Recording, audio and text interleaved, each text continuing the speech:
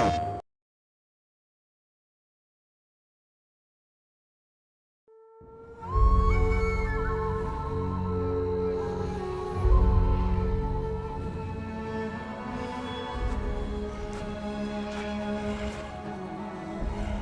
I'm Matt Birch from Heavy Spectrum, here to talk about Shadow of the Beast.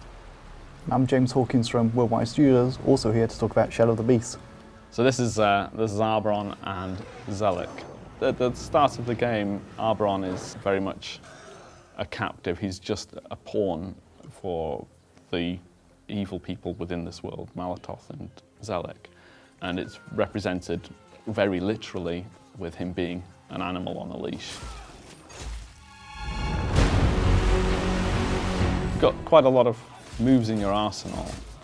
You've got the basic attack moves that if you get the timing just right, you can get these perfect strikes.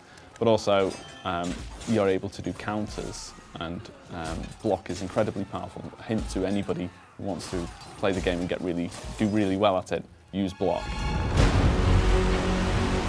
When you have all three blood bars full, then you get this ability, as you mentioned, the Rage Chain, which allows you to expend your blood, and you get the option to go and kill the opponents with single strikes. And it becomes really important. It's not the best way to score points, but the enemies can't defend themselves, so you have a real choice between whether or not you aim for your platinums and so on by using all of the fine-tuned combat controls, or you use the Rage Chain to be able to dispatch them quite quickly, which, when you're low on health or you're in danger, becomes a really, really great choice to take. But, I mean, it just looks awesome as well. One of the key specials in terms of your early plays in the game is using the ability to gain health from your enemies. And that, as you can see in the corner, is using up my blood. And if I manage to successfully perform this, what we call frenzy moment, I gain health back from the enemy. But yeah, score is another huge factor in this game, and really once you start to get good at it, you want to accumulate score, and it becomes the focus of all of the engagement. It allows you to buy things in our Wisdom of Shadows, which is an area which has got lots of upgrades for Beast and lots of special features and extras.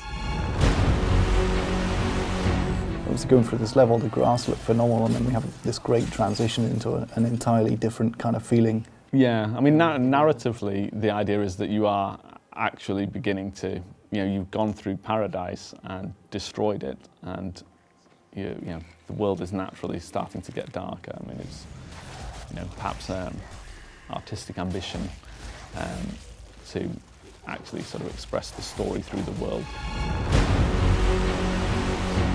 And throughout the game, we explore different ways of this platforming becoming important to you. I mean, it's important to realise that it's not just a combat game. There's exploration in here, there's puzzles in here, and those are all part of the makeup that give it, hopefully, a engaging character for people to come and play.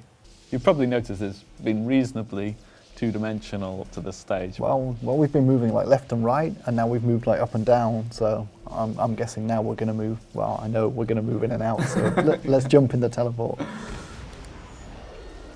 And yeah, I mean, this is one of the things that is just lovely about working with a 2.5D game. You get to frame these incredible sort of journeys throughout, and these teleporters that we encountered earlier in the level are now active, so solving that machine puzzle was actually really has opened up new ways of navigating in the level.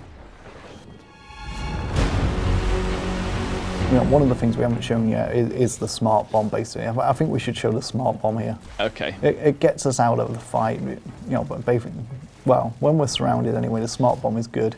So I will now use one. There we go. That's a good way of trimming the enemies down. That does buy you a window, I mean, and it's great because it's instant. All the enemies are different as well. Each level has its own version of enemies with nuances to their attacks. So, I guess it's kind of like playing a one-on-one beat-em-up. You've got to learn the nuances of every enemy to really be able to master them. I think we should probably stop there before we reveal too much. Yeah, I think let's leave it here today. There's loads for people to find if they pick up the game, as we hope they will.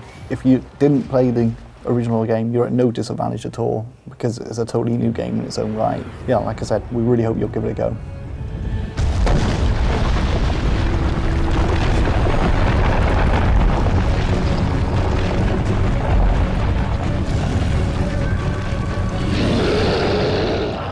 But if you really want to get into it, you're going to have to play it on Beast difficulty, and that's quite brutal.